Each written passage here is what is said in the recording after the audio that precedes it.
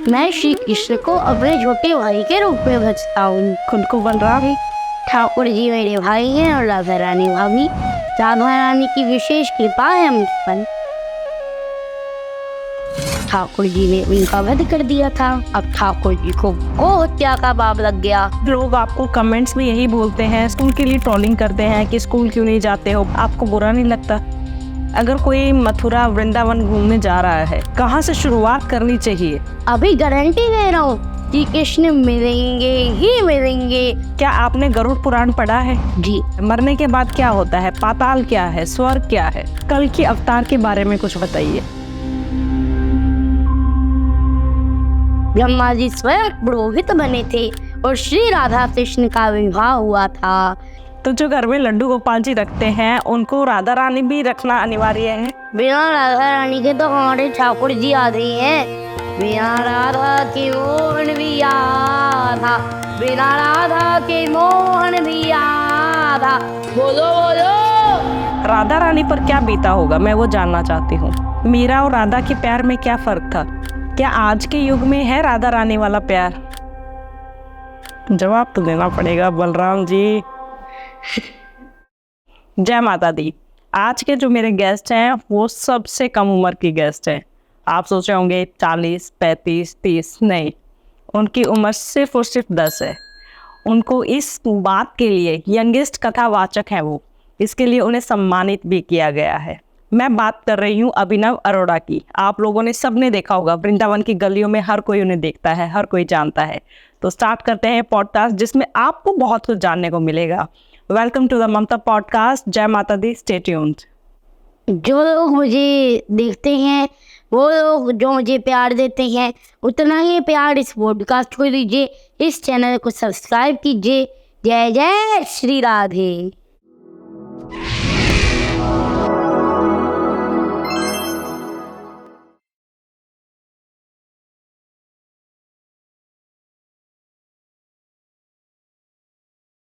राधे राधे।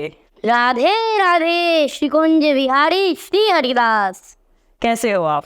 सब राधा रानी की कृपा है। कहाँ से आती है इतनी शक्ति, इतनी एनर्जी? बस सब राधा रानी की ही कृपा है। राधा रानी की कृपा के बिना कुछ भी संभव नहीं है। राधा रानी की इच्छा के बिना तो एक पत्ता भी नहीं हिलता। आपको कब रियलाइज हुआ कि मुझे ये ठाकुर जी ही मेरे सब कुछ है? देखिए, मैं खुद को बहुत सौभाग्यशाली समझता हूँ, खुद को बहुत सौभाग्यशाली मानता हूँ कि राधा रानी ने मुझे अपना दिया है। तूफान आंधियों में भी राधा रानी ने मुझे स्वीकार कर दिया है। राधा रानी की विशेष कृपा है मुझ पर। कैसे पता चला आपको कि आप पर विशेष कृपा है? देखिए, राधा रानी की कृपा होगी मुझ पर कि राधा रानी ने मुझे अपना भक्त बनाया। पर कैसे पता चला? कुछ कभी ऐसा इंडिकेशन आया, कुछ संकेत आया आपको कि भगवान कह रहे हैं कि, और आपको लगा हो कि हाँ बस मुझे आज से इन्हीं की पूजा करनी है? कुछ ऐसा हुआ? देखिए, ठाकुर जी तो मेरे भाई हैं। मैं ठाकुर जी को अपना माता पिता बंधु सखा बहन सब कुछ मानता हूँ। कृष्णम वंदे जगत गुरु। ठाकुर जी तो पूरे जगत के गुरु हैं। क्या कहते हैं ठाकुर जी कि कैसे करनी चाहिए उनकी पूजा? ठाकुर जी की पूजा भाव के साथ करनी चाहिए, प्रेम के साथ करनी चाहिए। आजकल लोग क्या करते हैं, ठाकुर जी की पूजा करते हैं लेकिन उनका ध्यान कहीं और होता है। वो करते हैं मंदिर में तो बैठ जाते हैं, वो ठाकुर जी समय नहीं देखते कि कितनी देर मेरी पूजा बैठा है, कितनी देर मेरी पूजा कर रहा है। बस भाव से श्रद्धा के साथ ठाकुर जी की पूजा कर दी है। कुछ लोग करते हैं राधे राधे राधे राधे राधे राधे। बच्चों को मैंने खाना दे दिया था ना, राधे राधे राधे राधे। बच्चे तो स्कूल चले गए थे ना, राधे राधे राधे। ऐसा हो गया था ना, राधे राधे राधे। मैंने घर का काम कर दिया था ना, राधे राधे राधे। आज चादर बदल रही थी ना। ऐसे ये भक्ति नहीं होती। भक्ति तो पूरे भाव के साथ, श्रद्धा के साथ, प्रेम के साथ ही करनी चाहिए। ठाकुर जी तो भाव के भूखे हैं, भगत के वश में है भगवान।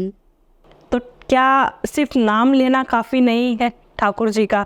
कि जैसे मैंने एक बार कहीं पढ़ा था कि एक बार नारद मुनि जी नारायण के पास गए और कहा कि सबसे आपका प्रिय भक्त कौन है। तो उन्होंने कहा ये देखो धरती पे सुबह से शाम लेके सिर्फ हरि हरि बोलता है, मेरा तो ये प्रिय भक्त है। तो उन्होंने कहा ये तो बैठ के एक बार आपका नाम भी नहीं करता है, दिया बात ही कुछ नहीं करता है। उन्होंने कहा कोई बात नहीं, काम करते करते हरि बोल रहा है ना, बस मैं तो राजी हो गया।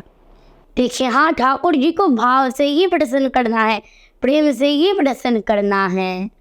तो जैसे काम कर रहे हैं डेली रूटीन का और बोल रहे हैं राधे राधे, तो वो पर्याप्त है? देखिए, आप रोटी बना रहे हैं तो साथ साथ राधा रानी का नाम देते रहिए। आप घर का काम कर रहे हैं तो साथ साथ राधा रानी का नाम देते रहिए, नाम जप करते रहिए। काम करते चलो, नाम जपते चलो, हर समय कृष्ण का ध्यान करते चलो, याद आएगी उनको कभी ना कभी, कृष्ण दर्शन तो देंगे कभी ना कभी। एक दिन तो कृष्ण दर्शन जरूर देंगे। मन में ऐसे विश्वास के साथ ठाकुर जी की भक्ति करनी चाहिए, ठाकुर जी का पूजन करना चाहिए। कृष्ण, आप हमेशा नंगे पैर क्यों रहते हैं? देखिए, मैं ब्रज में तो कभी चप्पल धारण नहीं करता, क्योंकि ठाकुर जी ने वहाँ पर चप्पल धारण नहीं किए। और वैसे मैं चप्पल बाकी स्थान पर धारण कर देता हूँ और कम करता हूँ। क्यों ब्रज में नहीं पहनते हैं चप्पल आप? क्योंकि जब गोपाष्टमी के दिन ठाकुर जी पहली बार गाय चराने जा रहे थे, तब माता यशोदा ने उनके लिए पादुका बना करके दी। ठीक है, तो ठाकुर जी ने देखा कि गैया ने पादुका धारण नहीं कर रखी। तो ठाकुर जी जाते हैं यशोदा मैया के पास। उन्होंने कहा कि गैया के लिए तो पादुका बना करके दो मैया, गैया की पादुका कहाँ है? फिर यशोदा मैया ने कहा दादा, इनके लिए तो कोई पादुका बनाता ही ना है। फिर ठाकुर जी ने कहा कि फिर मैं भी पादुका धारण नहीं करूँगा। तो ठाकुर जी ने पूरे ब्रज में पादुका धारण नहीं की। ब्रज में ठाकुर जी के साक्षात चरण पड़े हैं, हमारी राधा रानी किशोरी जी के साक्षात चरण पड़े हैं। तो आप कभी नहीं पहनते हो ब्रज में? ये ब्रज में नहीं पहनते। चाहे कितनी भी धूप है, कुछ भी है? नहीं, ब्रज में मैं चप्पल का भी धारण नहीं करता। और जब आप स्कूल जाते हैं तब वैसे नॉर्मल उसमें पहनते हो आप? तब स्कूल में तो स्कूल की यूनिफॉर्म होती है। ओके। और ऐसा क्या आपको लगता है कि ये तो जो आपको औरों से अलग बनाता है, डिफरेंट बनाता है आपको? अरे जगत क्या जाने, खुद को खोकर मैंने सब कुछ पाया है। कृष्ण की भक्ति में ही सब कुछ समाया है। कृष्ण की भक्ति नहीं करो तो जीवन व्यर्थ है, जीना व्यर्थ है। जब ठाकुर जी की भक्ति नहीं करो, जब नाम जप नहीं करो। जब आप किसी को देखते हो तो क्या आता है पहला, आपके दिमाग में क्या ख्याल आता है पहला?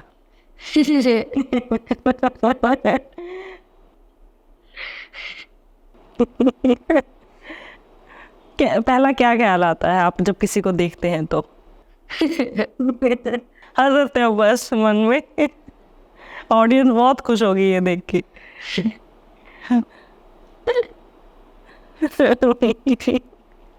बताइए क्या सोचते हो पहले जब किसी को देखते हो तो? क्योंकि जितना मैं एक भक्त हूँ, मैं भी जानती हूँ आपकी आंखें गहरी, जाने बहुत गहरी है। सामने वाले को अगर वो उसका ऑरा वीक है तो वो हिल जाएगा। मैं तो कहता हूँ कि सबको ठाकुर जी की भक्ति करनी चाहिए, ज़्यादा से ज़्यादा नाम जप करना चाहिए। जो लोग लड्डू गोपाल जी रखते हैं घर में, उनका कुछ नियम है कैसे क्या करना चाहिए पूजा पाठ? अगर आप अपने लड्डू गोपाल जी को बेटे के रूप में मान रहे हैं तो बिल्कुल वैसे ही जैसे आप अपने बेटे का ध्यान रखते हैं, जैसे अपने बेटे की चिंता रहती है आपको, बिल्कुल वैसे ही अपने लड्डू गोपाल जी को बेटे के रूप में जो मानते हैं, जो अपने ठाकुर जी को बेटे के रूप में बचते हैं, उनको वैसे ही ठाकुर जी की भक्ति करनी है बेटे के रूप में। उनको वैसे ही ठाकुर जी की चिंता कि जैसे अपने भक्त की होती है, उनकी नींद की चिंता, उनके खाने की चिंता, जैसे आप अपने पुत्र की चिंता करते हैं। अगर आप ठाकुर जी को अपने भाई के रूप में मान रहे हैं तो उनके साथ खेलना, उनके साथ बातें करना जैसे आप अपने भाई के साथ करते हैं, बिल्कुल उसी प्रकार से। और जो उन्हें भगवान मानकर पूज रहे हैं वो उन्हें कैसे करना चाहिए? ठाकुर जी का पूजन कीजिए, ठाकुर जी की भक्ति कीजिए, उनके आगे दीपक जलाएं, ठाकुर जी के आगे ग्रंथ पढ़िए, भगवत गीता पढ़िए, भागवतम पढ़िए, पूजा पाठ कीजिए। कुछ नियम है कि सुबह अगर आप लड्डू गोपाल जी को भगवान की तरह पूज रहे हैं तो सुबह उठकर इतने बजे करना है, कुछ नियम है? ठाकुर जी को भाव से, प्रेम से आप सभी उनका पूजा कीजिए। अगर आप उनको भाई के रूप में भज रहे हैं, माँ अपने पिता के रूप में भज रहे हैं, अपने सखा के रूप में भज रही हैं, जिस भी रूप में आप भज रहे हैं उसी प्रकार से उनकी सेवा करनी चाहिए। आपके जो लड्डू गोपाल है, आप उन्हें किस रूप में देखते हैं? मैं श्री कृष्ण को अपने छोटे भाई के रूप में भजता हूँ। खुद को बलराम? उनके साथ बातें करना, उनके साथ खेलना मुझे बहुत अच्छा लगता है। जब मैं शास्त्र पढ़ता हूँ तब वो भी मेरी उंगली पकड़ देते हैं, तब वो भी मेरे साथ बैठ जाते हैं वो सुनने के लिए। जब कहीं मैं बाहर जाने लगता हूँ मेरी उंगली पकड़ देते हैं साथ चलने के लिए, और वो भी मेरे साथ चल पड़ते हैं। मुझे भी उनका छोटा भाई, उनका बड़ा भाई होने के नाते उनका ध्यान रखना पड़ता है, और वो भी मेरे छोटे भाई होने के नाते मुझे खूब सारा प्यार भी देते हैं। आपने बलराम के बारे में पढ़ा है? जी बलभद्र जी, ठाकुर जी के भाई। आपको नहीं लगता कि आप में वही गुण है?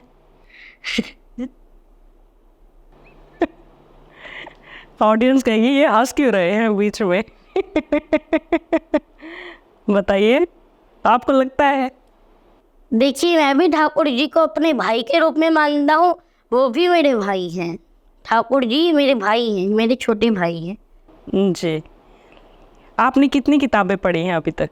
मैंने बहुत सारी पढ़ी है। भागवतम, भगवद गीता, राधा कृपा कटाक्ष, गोपी गीत, गीत गोविंद, बहुत सारे शास्त्र पढ़े हैं, बहुत सारे ग्रंथ पढ़े हैं, बहुत सारी किताबें पढ़ी हैं। ब्रजरस धारा का पाठ करता हूँ। सब में क्या कॉमन एक बात लगी आपको कि सारी किताबों में अगर सबका मूल निकाला जाए तो ये है? अपना जीवन ठाकुर जी को समर्पित कर दो। अपने जीवन की नैया ठाकुर जी को समर्पित कर दो, वो जो भी करेंगे अच्छा ही करेंगे। तो जो ये मोह माया जो बांध कर रखती है, मोह माया से बाहर आकर के काम, क्रोध, लोभ का त्याग करके जो भी व्यक्ति अपने आप को ठाकुर जी के चरणों में समर्पित कर देता है उसका जीवन पार हो जाता है। उसकी नैया वो स्वयं जगत के पालनहार, तीनों लोगों के स्वामी भगवान विष्णु ही संभालते हैं। खाटू श्याम जी, हारे का सहारा बाबा श्याम हमारा, और वृंदावन के ठाकुर जी, क्या इनमें क्या, क्यों वहाँ के लोग यहाँ नहीं आते हैं? क्या अलग क्या है? अगर ऐसा मतलब वहाँ पर भी श्याम ही है, यहाँ पे भी श्याम है, लेकिन वहाँ ये है कि जो भी दुनिया से जो जहाँ जितना निराश हो रखा है, अगर वो वहाँ जाएगा तो इसकी इच्छा पूरी हो जाती है। कुछ उसके उनके वहाँ के बारे में? कोई ठाकुर जी को किसी रूप में बसता है और कोई ठाकुर जी को किसी रूप में बसता है। भगवान योगेश्वर भी है, भगवान नंदलाल भी हैं, भगवान जगन्नाथ भी हैं, भगवान खाटू भी हैं, भगवान बांके बिहारी भी हैं। उनके अनेक अनेक रूप हैं। आपने महाभारत पढ़ी होगी, आपने पढ़ी है महाभारत? जी।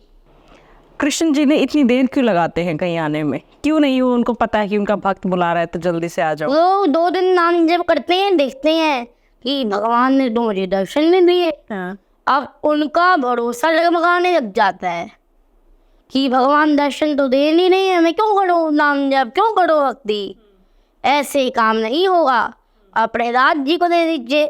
प्रहलाद जी ने कितना इंतजार किया, कितना दुख सहा, फिर भगवान के उन्हें दर्शन हुए थे।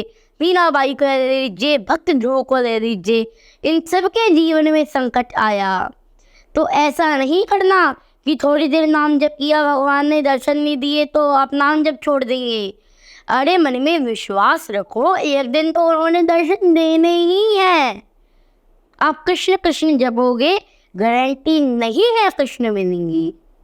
पर आप राधा राधा जपोगे, अभी गारंटी दे रहा हूँ कि कृष्ण मिलेंगे ही मिलेंगे, दौड़े दौड़े आकर आपको स्वीकार कर देंगे। पर थोड़ा इंतज़ार कीजिए, प्रतीक्षा कीजिए, भगवान दर्शन एक दिन ज़रूर देंगे। परीक्षा तो देंगे ही।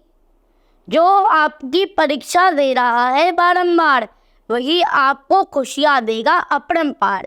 यदि आप परीक्षा में फेल हो जाते हैं तो भगवान आपको दर्शन नहीं देंगे, आप फिर मोह माया में ही फंसे रह जाएंगे।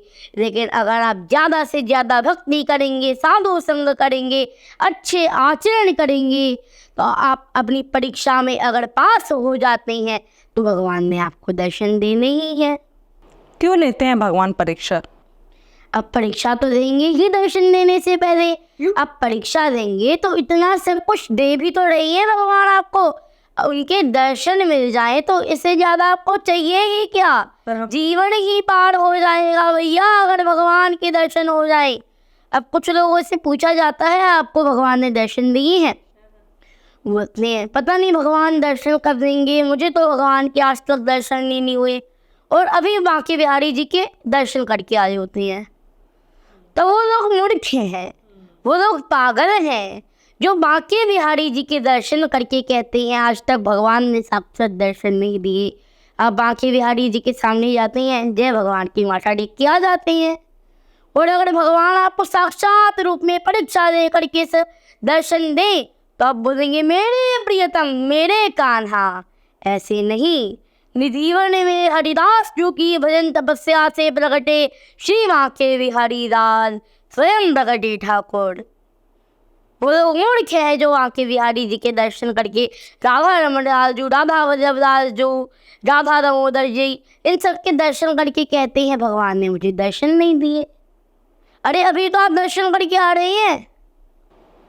पर जैसे आपने कहा परीक्षा होती है भगवान के, हम तो बच्चे हैं, बच्चों की क्यों परीक्षा?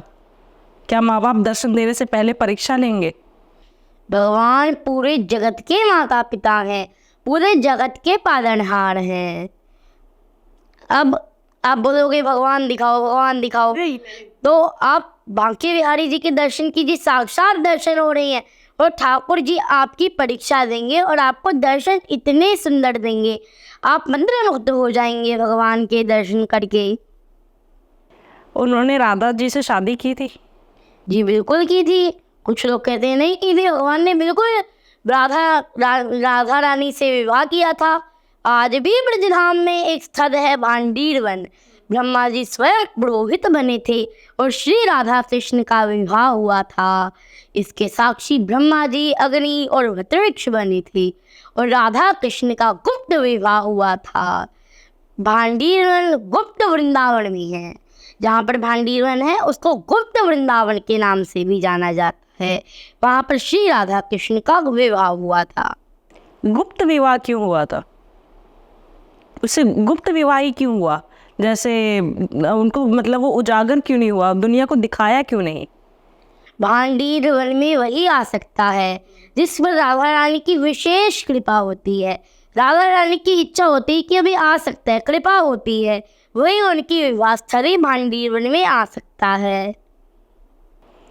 तो यानी कि राधा रानी पहली पत्नी थी और रुक्मणी दूसरी? राधा रानी का भी विवाह हुआ था ठाकुर जी का, रुक्मिणी जी का भी विवाह हुआ था ठाकुर जी से। आजकल गोपियों की ड्रेस पहनकर सारी घूम रही होती है वृंदावन में, तो सब गोपियाँ हैं। गोपी गीत में वर्णन आता है जिसमें गोपियाँ श्री कृष्ण से कहती है, हमारे प्यारे स्वामी आपके चरण कमल के समान हैं। आप जब गाय चराने, गैया चराने के लिए ब्रज से निकलते हो तब यह सोचकर कि कांटे पत्थर आपके चरणों में गड़ जाते होंगे, हमें बहुत दुख होता है, हम परेशान होते हैं, हमारा मन बेचैन हो जाता है। और आजकल वृंदावन में गोपियों के वस्त्र तो धारण की हैं लेकिन गोपियों के भाव नहीं है। केवल वस्त्र धारण करने से ये गोपी नहीं बन जाते, गोपियों के भाव भी आना जरूरी है। आप गोपियों के वस्त्र तो धारण कर देंगे लेकिन पानी पिएंगे, पानी की बोतल वहीं पर फेंक देंगे। गोपियों के भाव तो लाइए। आप ये तो आप ये क्यों नहीं सोचते कि हमारे ठाकुर जी, हमारी राधा रानी उन्हीं कुंज गलियों में डोलते हैं, आज भी डोलते हैं। और आप पानी पीते हैं, बोतल वहीं फेंक देते हैं। आप कुछ खाते हैं, वहीं फेंक देते हैं। ऐसे थोड़ी होता है। अगर गोपियों के वस्त्र धारण की हैं, गोपी वस्त्र धारण करने से ही गोपी नहीं बन जाते, गोपियों के भाव भी ज़रूरी हैं। और मैं तो कहूँगा हर महिला गोपी बन सकती है, केवल और केवल दृष्टिकोण में परिवर्तन की जरूरत है। तो ब्रजरज की क्या महिमा है? ब्रजरज की तो महिमा न्यारी है। ब्रजरज की महिमा न्यारी, वृंदावन नगरी है बहुत प्यारी। ब्रजरज जाको मिल गई, बाकी चाहना शेष। ब्रज की चाहत में तो रहे ब्रह्मा विष्णु महेश। ब्रज की चाहत में तो ब्रह्मा विष्णु महेश भी रहते हैं। ब्रजरज तो वो है श्री राधा रानी के चरणों की रज, हमारे ठाकुर जी के चरणों की रज। जो वहाँ पे जो रज है, जो रेत है, क्या वो उनके चरणों से कैसे है? मतलब क्या है हिस्ट्री क्या है इसकी, क्या कहानी क्या है? ठाकुर जी वृंदावन की गलियों में डोलते हैं तो वो रज उनके चरणों में आती है, उनके चरण पड़े हैं उस रज पर। वो रज जिसको मिल जाए वो तो बहुत सौभाग्यशाली है। वृंदावन का नाम क्यों है? वृंदावन ही क्यों? तुलसी का वन, वृंदा तुलसी और वन तुलसी का जंगल, वृंदावन। तुलसी लक्ष्मी जी का रूप है। तुलसी का विवाह ठाकुर जी से होता है कार्तिक मास में, और तब देव उठनी एकादशी आती है। तुलसी जी का और शालिग्राम जी का विवाह होता है तब। शालिग्राम भी तो नारायण का रूप माना जाता है। जी बिल्कुल। तो उनसे वो विवाह हुआ था उनका। जी। वृंदावन, अगर कोई मथुरा वृंदावन घूमने जा रहा है तो आपके हिसाब से? मथुरा वृंदावन घूमने थोड़ी जाते हैं। मथुरा वृंदावन घूमने जा रहा है, वृंदावन पर्यटन स्थल थोड़ी है। वृंदावन मौज के लिए नहीं है, आत्म कल्याण के लिए है। वृंदावन मनोरंजन के लिए नहीं है, वृंदावन तो भाव शुद्धि के लिए है। वृंदावन घूमने थोड़ी जाते हैं, वृंदावन तो भाव शुद्धि के लिए जाते हैं। कितने दिन के लिए जाना चाहिए? कैसे जाना चाहिए? क्या क्या, कहाँ से शुरुआत करनी चाहिए? आप सुबह जल्दी उठ करके स्नान आदि करके 4:30 बजे श्री राधा रमण लाल जी की मंगला आरती होती है, आप वहाँ पर पहुँच जाइएगा। श्री राधा रमण लाल जी के दिव्य दर्शन कीजिएगा, मंगला आरती के दर्शन कीजिएगा।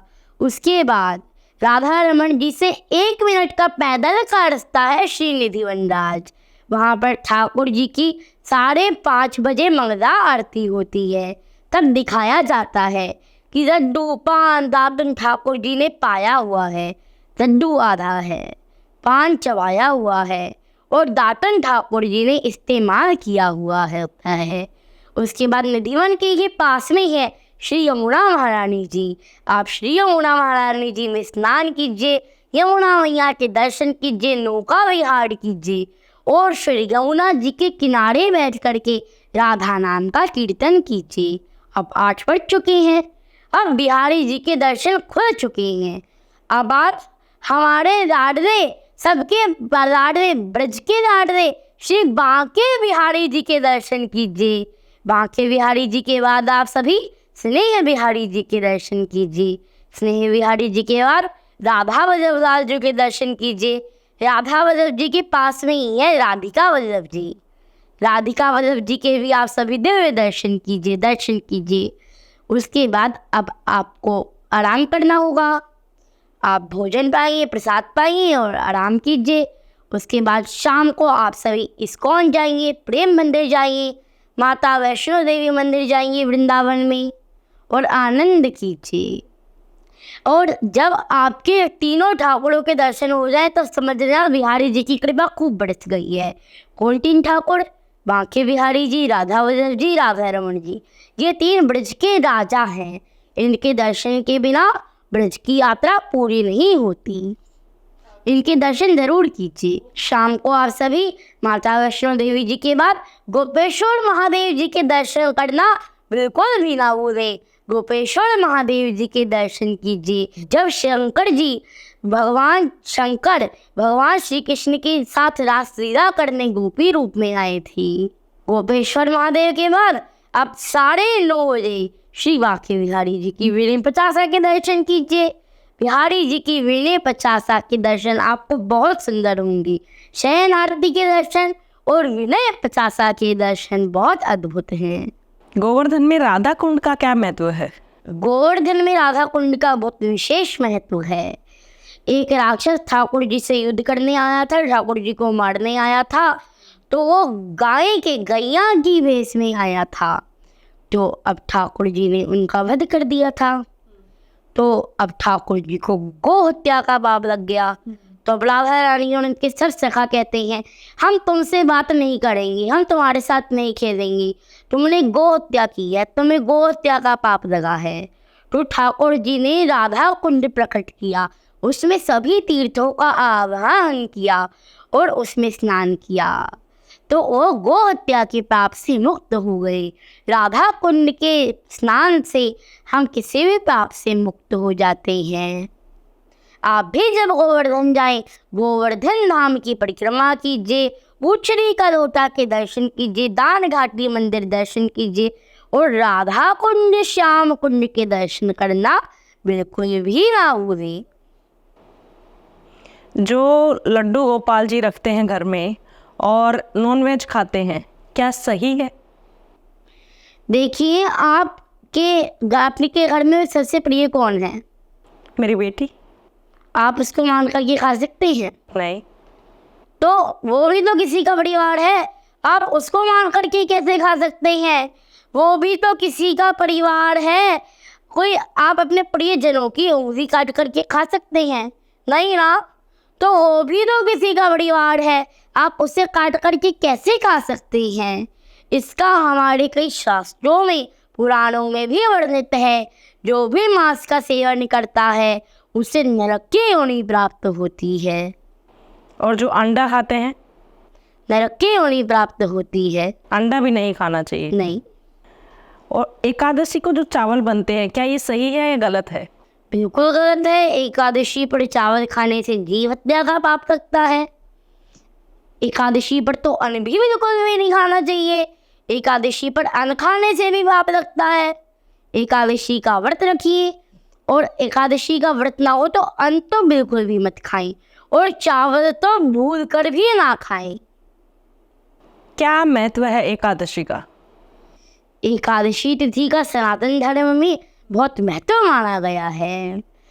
हर किसी को एकादशी का व्रत रखना चाहिए। कैसे पूजा की जाती है एकादशी व्रत की? एकादशी तिथि पर सुबह ब्रह्म मुहूर्त में उठ करके एकादशी व्रत का संकल्प ले, नाम जप कीजिए, ठाकुर जी की ज़्यादा से ज़्यादा भक्ति कीजिए, ठाकुर जी का भजन कीर्तन कीजिए और शाम को एकादशी की व्रत कथा, एकादशी का महात्म्य पढ़े। जन्माष्टमी की पूजा कैसे करनी चाहिए? जन्माष्टमी हमारे ठाकुर जी का, हमारे आराध्य श्री कृष्ण जी का जन्म उत्सव धूमधाम से मनाए। जो लोग वृंदावन में ठाकुर जी की मंगला आरती नहीं देख पा रहे हैं, नहीं दर्शन कर पा रहे हैं, वो कृपया परेशान ना होए। आप अपने घर पे अपने ठाकुर जी के साथ जन्माष्टमी का पावन त्यौहार मनाइए।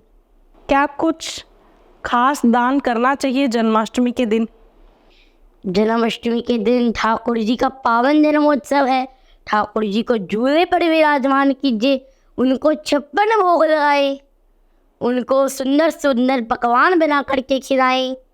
अब आप जन्माष्टमी का व्रत रखेंगे तो अपने ठाकुर जी को जन्माष्टमी का व्रत मत रखवाइएगा। उनका तो जन्मदिन है और कोई व्रत रखवा दोगे आप? आपने व्रत रखना है जन्माष्टमी का, अपने ठाकुर जी से जन्माष्टमी का व्रत नहीं रखवाना है। उनको 56 भोग लगाएं, अपने हाथों से तरह तरह के पकवान बनाकर ठाकुर जी को भोग लगाएं, ठाकुर जी की भक्ति करें, ठाकुर जी को ज़्यादा से ज़्यादा उनकी कुछ लीलाएं सुनाएं।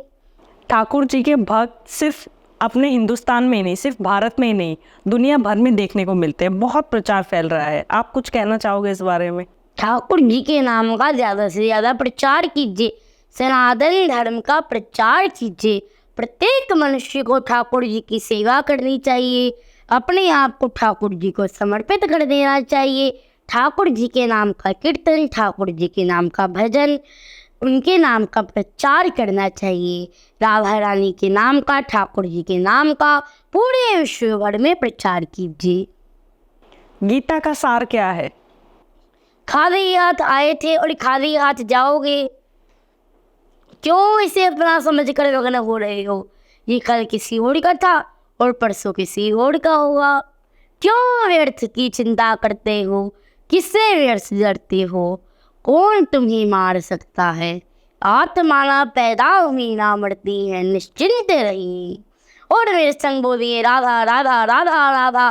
ठाकुर वही खड़ा मिलेगा, और जहाँ ठाकुर है वहाँ किसी और की ठकुराई तो चल ही नहीं सकती।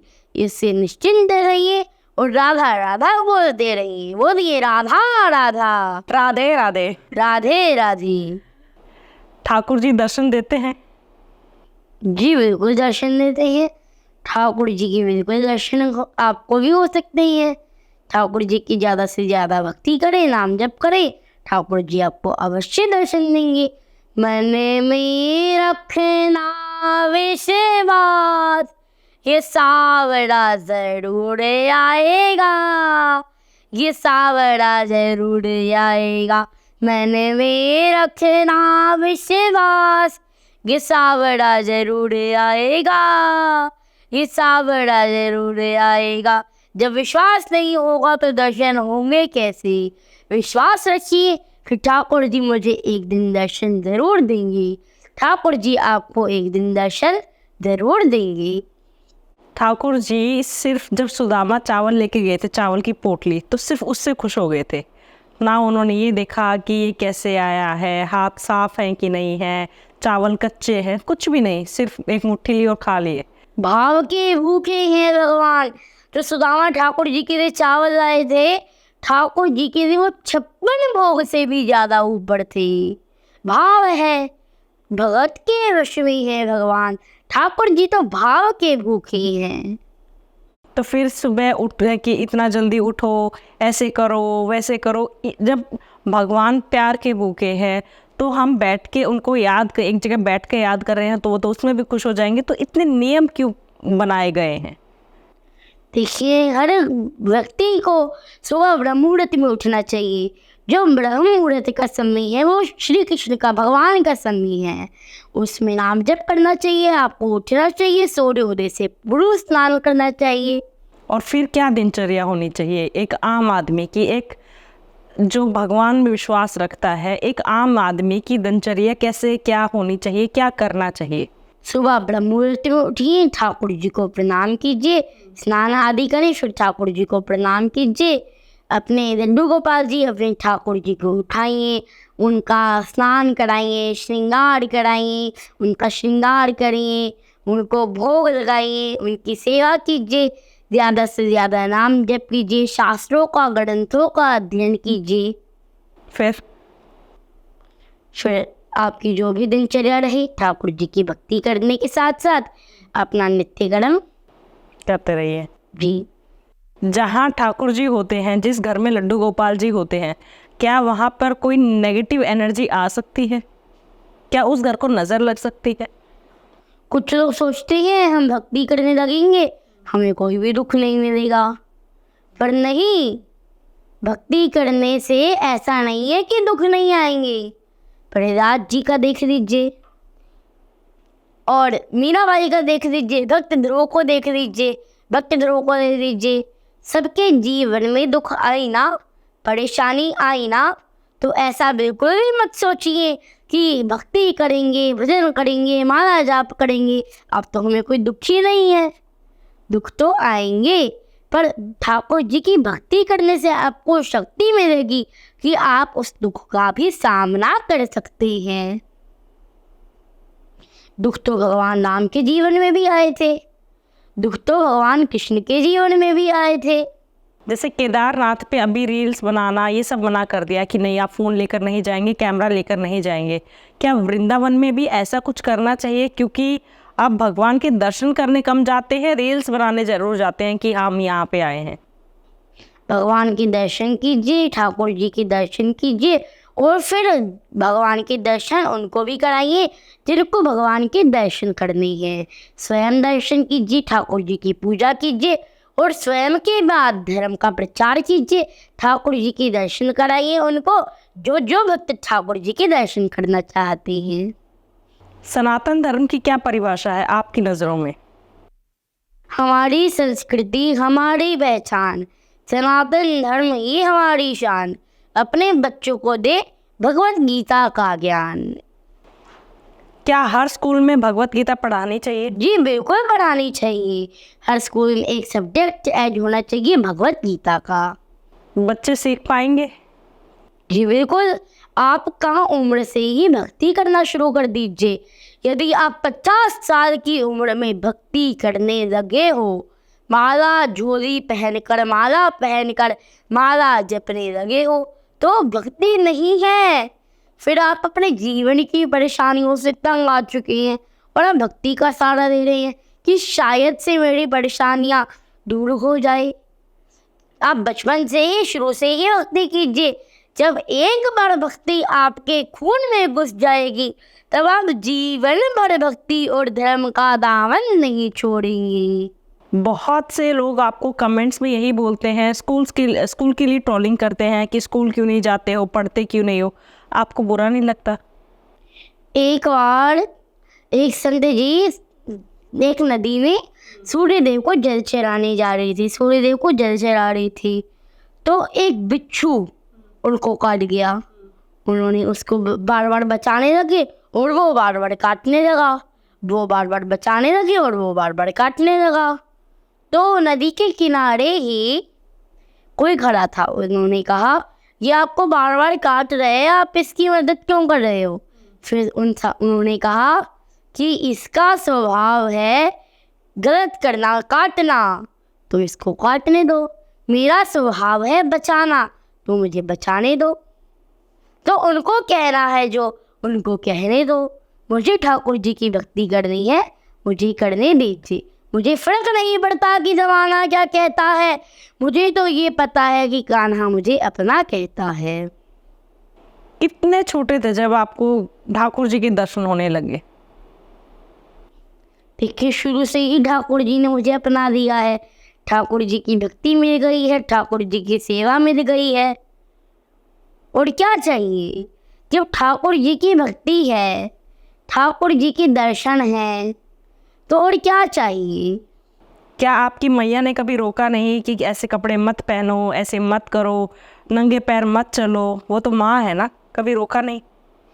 मैया को पहले गुस्सा आता था, लेकिन हाँ, अब मैया मुझे सब सपोर्ट करते हैं। बहन को नहीं लगा? बहन ने कभी नहीं कहा कि मेरे बहनों में मेरी लड़ाई होती थी कि जीन्स पहनो तभी मैं यहाँ लेके जाऊंगी। मैंने कहा कोई बात नहीं, मत लेके जाओ। हाँ जी। मैंने कई जगह देखा है कि लड्डू गोपाल जी को जब हम दूध पिला रहे हैं, भोग लगा रहे हैं, तो वो स्वीकार कर रहे हैं। क्या ऐसा होता है? देखिए, होता है, लेकिन आपके साथ हो रहा है तो आप इसकी वीडियोस मत बनाइए। इसको अपने साथ ही, अपने पास ही सीमित रखिए। तो जो घर में लड्डू गोपाल जी रखते हैं, उनको राधा रानी भी रखना अनिवार्य है? बिना राधा रानी के तो हमारे ठाकुर जी आ रही हैं। बिना राधा के मोहन भी आधा, बिना राधा के मोहन भी आधा। बोलो बोलो राधा राधा राधा राधा राधा राधा राधा राधा राधा। अमावस्या पर चांद होता है पर अधूरा होता है, होनो ना होनो एक बराबर है। वैसे ही हमारे ठाकुर जी भी विनाशी जी के अधूरे हैं। क्या ये सच है कि राधा रानी ने कृष्ण जी से पहले जन्म लिया था, वो उनसे बड़ी थी? जी, राधा रानी का जन्म रावल गांव में हुआ था, जो कि पुराना बरसाना के नाम से भी जाना जाता है। राधा रानी का जन्म कमल के फूल में हुआ था, एक ऐसे वृक्ष के नीचे हुआ था जिसकी कोई भी जड़ें नहीं है। रावल गांव में श्री राधा रानी का जन्म हुआ था, और राधा रानी के जन्म स्थली रावल गांव के हम आज भी जाकर के दर्शन कर सकते हैं। रावल गांव ब्रजधाम के अंदर ही है। और क्या ये भी सच है कि राधा रानी ने अपनी आंखें जब खोली थी जब उनके सामने कृष्ण जी आए थे? पैदा होने के बाद उन्होंने अपनी आंखें खोली ही नहीं थी। जी कृष्ण जी को ये देख करके राधा रानी ने अपनी आंखें खोली थी। महाभारत में जब द्रौपदी का चीरहरण हो रहा था तो कृष्ण जी देख रहे थे, तो रुक्मणी जी ने कहा कि जाइए इनकी मदद करिए। तो उन्होंने कहा ये मुझे बुलाएगी तभी तो मैं जाऊंगा। तब उन्होंने बुलाया। जैसे ही द्रौपदी ने कृष्ण जी को कहा कि कान्हा आओ मेरी मदद करो, तो जाकर उन्होंने मदद कर दी। क्या आज भी अगर कुछ गलत हो रहा है और अगर कोई लड़की, कोई भी स्त्री कृष्ण का नाम लेगी, उन्हें बुलाएंगी, तो क्या वो चले आएंगे? जी बिल्कुल कृष्ण आएंगे। सच्चे दिल से बुलाना है, सच्चे दिल से पुकार होनी चाहिए। ठाकुर जी को सच्चे दिल से पुकारिए, कृष्ण जरूर आएंगे, अवश्य आएंगे। श्री कृष्ण, शबरी नहीं आई थी राम के पास, राम आए थे शबरी के पास। शबरी का प्रेम था, शबरी के भाव थे जो श्री राम को खिंचा चला दे आया। तो मन में विश्वास होना चाहिए, ठाकुर जी को भाव से बुलाइए, ठाकुर जी अवश्य आएंगे। राधा राधा बोलिए, ठाकुर जी वहीं खड़े मिलेंगे। वृंदावन में निधिवन की क्या महिमा है? निधिवन में आज भी ठाकुर जी और श्री राधा रानी गोपियाँ रास लीला करने आते हैं। वहाँ पर ठाकुर जी, राधा रानी, गोपियाँ रास लीला करते हैं। वहाँ पर रात के बाद कोई भी व्यक्ति प्रवेश नहीं कर सकता। आप रात में निधिवन की शयन आरती में जाएंगे, आप देखेंगे वहाँ पर निधिवन के बंदर वो सब भी भगने लग जाते हैं। उनको पता है कि राधा कृष्ण आएंगे।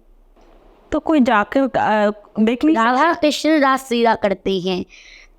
वहाँ पर पुजारी जी रात में उनके लिए दद्दू पान दातुन रख देती है।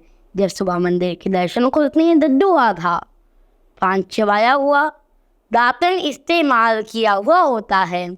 और निधिवन में हरिदास जी की भजना स्थली है। निधिवन में ही स्वामी श्री हरिदास जी महाराज ने श्री बांके बिहारी जी को अपनी भजन तपस्या से प्रकट किया था। कहते हैं निधिवन के जो वृक्ष हैं उनकी जो उनका पोस्चर है, यानी कि जो उनकी शेप है पेड़ों की, वो ऐसे है जैसे गोपियां नाच रही हैं। क्या ये सच है? वो तो स्वयं ग्वाल बाल और गोपियां हैं, वो सारी गोपियां बन जाती है और भगवान रास लीला करते हैं। वृंदावन के वृक्ष को मढ़ो न जाने कोई, डाल डाल और पात पात पे राधे राधे होई। वो तो स्वयं ग्वाल बाल और गोपियां हैं। सारी दुनिया को नारायण चला रहे हैं, कृष्ण चला रहे हैं, हमारे ठाकुर जी चला रहे हैं, तो दुनिया में इतना पाप क्यों है? जवाब तो देना पड़ेगा बलराम जी। देखिए, भक्ति तो हमें गर्भ से ही मिल जाती है, लेकिन जैसे जैसे बच्चा बड़ा होने लगता है वह संसारिक जीवन में अपना आनंद खोजने लगता है। वह संसारिक मोह माया में अपना आनंद खोजने लगता है। उसको लगता है कि आनंद यहाँ पर है। वो ये भूल जाता है कि सच्चा आनंद तो, परम आनंद तो ठाकुर जी की भक्ति में ही मिल सकता है। परम आनंद तो ठाकुर जी की भक्ति में है, श्री वृंदावन धाम में है। पाप और पुण्य क्या है, आप कैसे डिस्क्राइब करेंगे? पाप क्या है, पुण्य क्या है? अगर आप किसी के साथ गलत काम कर रहे हैं, किसी के साथ गलत कर रहे हैं, तो गलत काम है, वो पाप है। किसी के साथ गलत करना ये सब पाप माना गया है। और अगर आप सद आचरण कर रही हैं, अच्छे आचरण कर रही हैं, अपना समय ठाकुर जी की भक्ति में व्यतीत कर रही हैं, ज़्यादा से ज़्यादा नाम जप कर रही हैं, अपनी वाणी से राधा नाम दे रही हैं, कृष्ण नाम दे रही हैं, तो वो पुण्य। कल की अवतार के बारे में कुछ बताइए। कलयुग के अंत में अधर्म बहुत बढ़ जाएगा, तब भगवान विष्णु कल्कि का अवतार देंगे और जितने भी चिरंजीवी है वो वहाँ पर पहुँचे होंगी। कैसे पता चलेगा कि कल्कि ने अवतार ले लिया है? भगवान कल्कि कलयुग के अंत में अवतार देंगे। कब आएगा अंत? कलयुग की आयु 4,32,000 वर्ष की है, जिसमें से अभी 5,500 ही बीते हैं। तो अभी कलयुग तो बहुत बड़ा है आगे, तो अधर्म बढ़ता जाएगा और कलयुग बढ़ता जाएगा और फिर कलयुग के अंत में भगवान का कल्कि अवतार होगा। तो कलयुग का जब अंत हो जाएगा तो क्या फिर से जब सतयुग? कलयुग का अंत होगा तब। फिर से सतयुग? जी, 4 युग हैं, सतयुग, त्रेता, द्वापर, कलयुग। हनुमान जी का नाम हनुमान कैसे पड़ा? जब हनुमान जी का बाल स्वरूप, जब हनुमान जी छोटे थे तब उनका नाम मारुति था। तब नन्हे मारुति को बहुत जोरों की भूख लगती है और वे भोजन की तलाश में बाहर जाते हैं। वह समय सूर्योदय का समय था। उन्होंने सूर्य को पका फल समझकर सूर्य की ओर लंबी छलांग लगाई और सूर्य के पास पहुंच गए। फिर उन्होंने सूर्य को अपने मुख में ले लिया, जिससे पूरी पृथ्वी पर अंधकार छा गया। अब सभी देवी देवता परेशान होकर के इंद्र जी के पास पहुंचे। इंद्र जी ने मारुति के मुख पर प्रहार किया, जिससे उनकी थोड़ी पर चोट लग गई। थोड़ी को संस्कृत में हनु कहते हैं, जिससे मारुति का नाम हनुमान पड़ा। बोले पवन पुत्र हनुमान की। जय। हर घर में, या फिर मैं कहूँगी 90% घरों में श्री भगवत गीता मिल जाएंगी, बट कैसे उनका पाठ करना चाहिए, कैसे रखना चाहिए, वो आप थोड़ा बताइए। गीता लाल कपड़े में बांध कर रख देने वाली वस्तु नहीं है। गीता को पढ़ना ही गीता की सबसे बड़ी पूजा है। अर्जुन दुखी थे, तब भगवान ने उन्हें भगवत गीता सुनाई थी। अब आप बोलोगे अब तो युद्ध नहीं हो रहा, अब क्यों पढ़े भगवत गीता? आज भी तो हमारे जीवन में इतनी सारी टेंशन्स, इतनी सारी समस्याएं हैं, उसका समाधान भगवत गीता में लिखा है। प्रत्येक मनुष्य को भगवत गीता पढ़नी चाहिए, भगवत गीता का पाठ करना चाहिए। कैसे पढ़ना चाहिए? क्या नियम है? क्या हमें सिर्फ मंदिर के आगे बैठकर पढ़ना चाहिए? क्या सिर्फ ज़मीन पर बैठकर पढ़ना चाहिए, या आप कहीं पर भी बैठ के आप पढ़ सकते हो? कुछ नियम है? भगवत गीता पढ़िए। आप ठाकुर जी के आगे पढ़ना चाहते हैं, आप ठाकुर जी के आगे पढ़िए। आप बाहर से आसन लगा कर पढ़ना चाहते हैं, बाहर से आसन लगा के पढ़िए। आप पढ़ सकते हैं, जहाँ पर बैठकर पढ़ना चाहें आप पढ़ सकते हैं। तुलसी का क्या महत्व है? तुलसी का सनातन धर्म में बहुत महत्व है। तुलसी जी का और शादी के राम जी का कार्तिक मास में विवाह भी होता है। जब देव उठनी एकादशी आती है, ठाकुर जी के आगे 56 भोग भी रख दो, वो तब तक नहीं पाएंगे जब आप तुलसी जी को भोग नहीं पाएंगे। तुलसी जी को रविवार को जल क्यों नहीं चढ़ाना चाहिए? रविवार को भगवान विष्णु की उपवास रखती है, व्रत रखती है। रविवार और एकादशी पर तुलसी जी को जल नहीं चढ़ाना चाहिए। श्यामा तुलसी रामा तुलसी में क्या फ़र्क है? रामा तुलसी वो राम जी की देह है, श्यामा तुलसी श्याम जी की देह है। पर है तो एक ही लक्ष्मी रूप, जी। तो अलग अलग क्यों? एक हरी, एक सांवली, जी, अलग अलग क्यों? ऐसे तो हम ये भी कह सकते हैं राम जी की भी सीता मैया है, कान्हा जी की भी राधा रानी है। आपने तुलसी कंठी धारण करी हुई है, इसका क्या महत्व है? क्या कुछ नियम है इसके? आपको तुलसी पहनकर परिवर्तन नहीं करने होते, ये जीवन में अपने आप ही परिवर्तन कर देती है। तुलसी की गंठी पहनकर स्नान करने से वो फल मिलता है जब जल तुलसी से स्पर्श होकर के हमारे शरीर पर पड़ता है, तब जितने भी इस भूमंडल पर तीर्थ हैं सभी तीर्थों में स्नान करने का सौभाग्य प्राप्त होता है, फल मिलता है। क्या कोई भी धारण कर सकता है? जी, क्या किस दिन धारण करनी चाहिए, कब निकालनी चाहिए? ठाकुर जी से प्रसादी करवा दीजिए और फिर आप इसको धारण कर लीजिए। कोई दिन नियमित है? नहीं। गौ माता में हमारे 33 करोड़ देवी देवता समाये हुए हैं, क्या ये सच है? जी बिल्कुल, गौ माता कोई जानवर नहीं है, हमारे देश की जान है, कृष्ण जी की जान है, हम सबकी जान है। आप आज से ही यह प्रण लें कि नाश्ता करने से पहले पहली रोटी गौ माता को खिलाएंगी। आप कुछ कहना चाहेंगे उनके लिए जो गौ माता की सेवा नहीं करते हैं, या फिर क्या आता है आपके मन में जब आप देखते हो कि रोडों पे ऐसे जो गाय हैं वो कुछ भी खा रही हैं, बीमार हो रही हैं? अरे गैया तो हमारी माता है, हमारी माता है। आप गौ माता की सेवा कीजिए, सुबह नाश्ता करने से पहले पहली रोटी गौ माता को खिलाएं और उसके बाद ही नाश्ता कीजिए। लोग रोड पर गौ माता को सड़क पर जख्मी देखकर उस रास्ते से तो आगे बढ़ जाते हैं, लेकिन क्या अपने जीवन में आगे बढ़ पाएंगे क्या? नहीं जी नहीं। गौ सेवा करो, गौ रक्षा करो, गैया तो हमारी माता है। आप जब प्रेमानंद महाराज से मिले तो कैसा लगा आपको? बिना हरी कृपा मेरा गुना संता।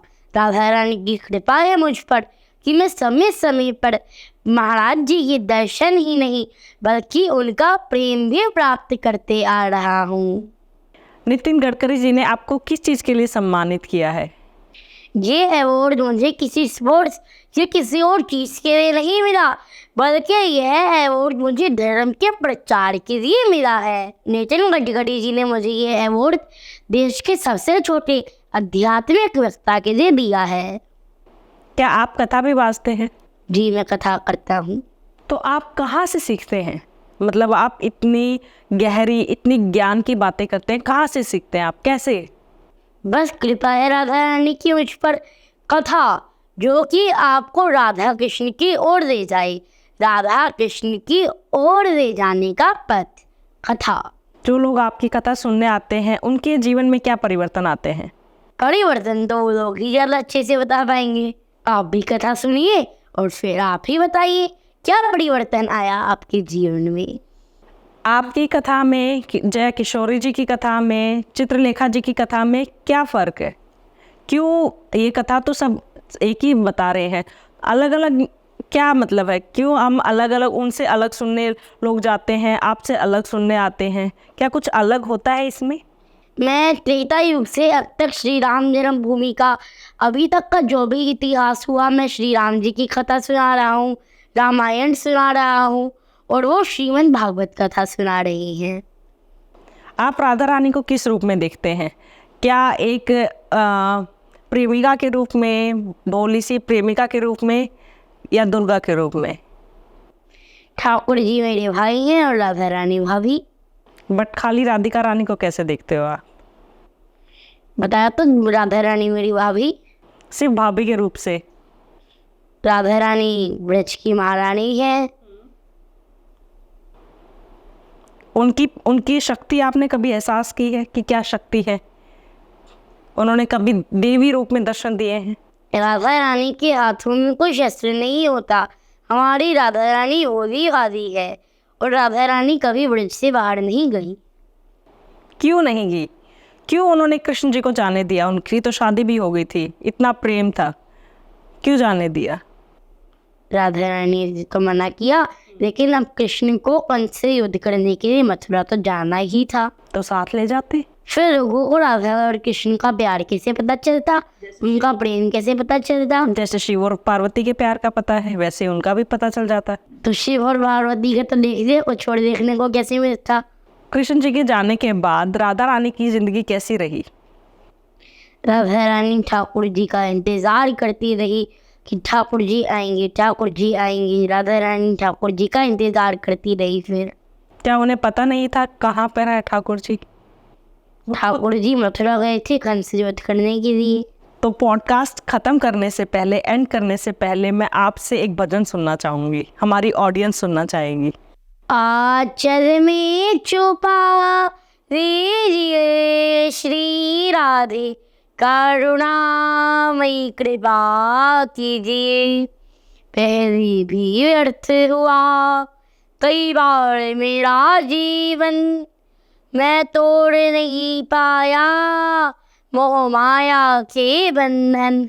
अब की बारी बचा दीजिए श्री राधे, करुणामयी कृपा कीजिए। राधा रानी कहती है, तुझ में ऐसे क्या गुण है जो मैं तुझ पर कृपा करूं? भक्त कहता है, मुझ में ऐसे कोई गुण नहीं, मैं तो अवगुणों का भंडार हूँ, लेकिन इस जन्म में मैं आपकी शरण में हूँ, आप मुझ पर कृपा कीजिए। फिर राधा रानी कहती है, मेरा घर तो ब्रजमंडल है, मेरा घर तो बरसाना है, वृंदावन है, मैं कभी ब्रज से बाहर ही नहीं निकलती, मैं कभी ब्रज से बाहर ही नहीं निकलती। अब तुम ही बताओ मैं कैसे आऊँ तुम्हारे पास? फिर भक्त ने बहुत ही सुंदर जवाब दिया, पलकों के सिंहासन पर मैंने तुमको बिठाया है, इस मन के अंदर ही एक बरसाना बनाया है, इसमें आते रहा कीजिए श्री राधे करुणामयी कृपा कीजिए। हरिदासी तो भगती है, जगती है रातों में, तुम दिल पर मत लेना भगती की बातों को, सच्ची भक्ति का वर दीजिए श्री राधे करुणामयी कृपा कीजिए। राधे राधे। राधे राधे। तो आप लोगों को ये पॉडकास्ट कैसा लगा कमेंट्स में ज़रूर बताइए। राधे राधे तो आज कमेंट्स में बनता है, वो तो ज़रूर सब आप बोलिएगा, ज़रूर लिखिएगा। और आप आगे किन्हें देखना चाहते हैं पॉडकास्ट में ज़रूर मुझे बताइए। इस पूरे पॉडकास्ट की छोटी छोटी क्लिप्स आपको दूसरे चैनल पे मिल जाएंगी, द ममता पॉडकास्ट क्लिप्स। उस चैनल को सब्सक्राइब करिए, इस चैनल को सब्सक्राइब करिए और ढेर सारा प्यार दीजिए। राधे राधे राधे। जबो श्री कुंज बिहारी श्री हरिदास, और बन जाओ मेरे बिहारी जी के घास। श्री राधे। राधे राधे। जय माता दी। जय माता दी।